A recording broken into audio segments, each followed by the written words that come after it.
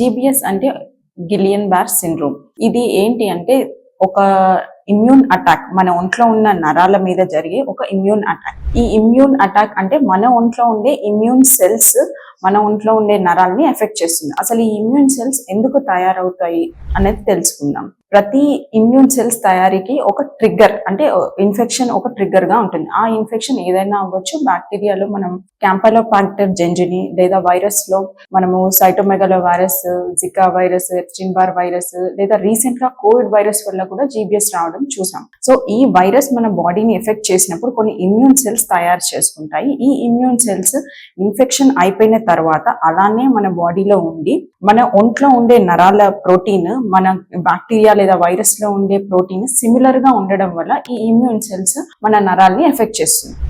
వీటి లక్షణాలు ఎలా ఉంటాయంటే చిన్న తిమ్మిరిలాగా మొదలయ్యి మన కాళ్ళు చేతులు చచ్చుబడ్డం, లేదా మొహంలో కళ్ళు మూసుకోలేకపోవడం, నోట్లో నుంచి నీళ్లు కారడం, ఇలా ఫేస్ కూడా ఎఫెక్ట్ అవ్వడం చూస్తాం.